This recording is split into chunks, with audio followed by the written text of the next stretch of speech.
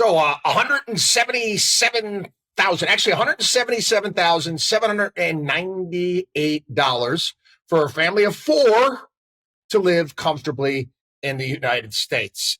Okay, you try to get your arms around this, and we've been alluding to this. We've been talking about, again, the need for families to stick together. This going back even pre-COVID. Okay, inflation's been a problem for some time. I recall doing a report on the way builders are starting to actually add in-law apartments on new homes. And, they kind of saw what was coming down the pike and just the cost of living here in the United States. But again, the drumbeat out there is that it's always been awesome. We were the first ones out there. Why would you ever tell people that? They're never going to want to have work with the Markowski investments. If you're telling senior citizens that they might have to work in retirement, what do you want me to do? Lie? Yeah, we were talking about the 3-day work week and some of the issues that are out there. Basically, Americans do not make enough money. It's the latest study out here to live comfortably in the situation we have today. The most expensive states, families needed nearly $300,000 to simply live comfortably. The least expensive state requires about half that, but still over $100,000. Meanwhile, the average salary in the United States is $59,000. Massachusetts, most expensive state to live in, $301,184 to live comfortably in tax.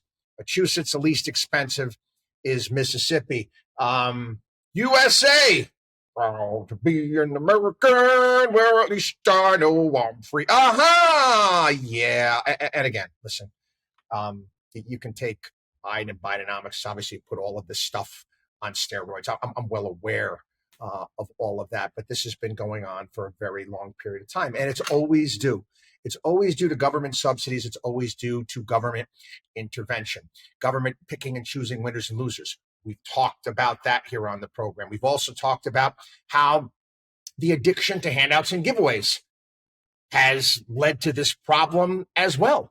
Whatever it may, whatever the government subsidizes, the prices go up, whether it be college, whether it be the government's involvement in the housing market. That's, real estate's another thing, that again, it's people, quite frankly, they don't understand it. They don't get it.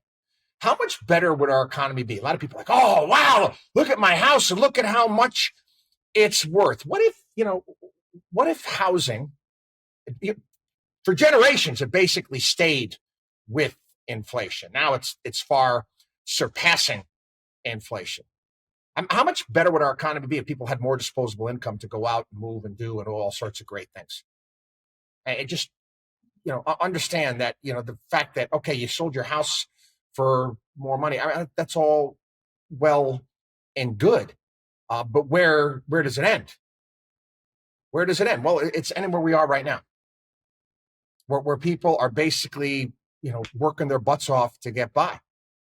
And you think about what's taken place with Javier Milei in Argentina and the various different reforms he's looking to put into place because of their inflationary crisis spiraled out of control. Value of their currency is gone nowhere.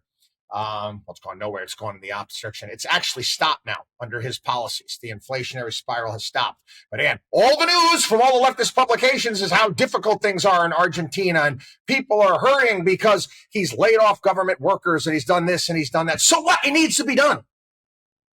It needs to be done. And we're going to have to come to some point in time where that's going to be the case too. But we don't have anybody in either party that's willing to do that, meaning massive layoffs in government workers. A complete change in the way that we basically structure government and our involvement with government. You want to pay these high prices? Well, people, we're going to keep doing the same thing over and over again and expecting a different result makes us, quite frankly, stupid. And that's what we continue to do.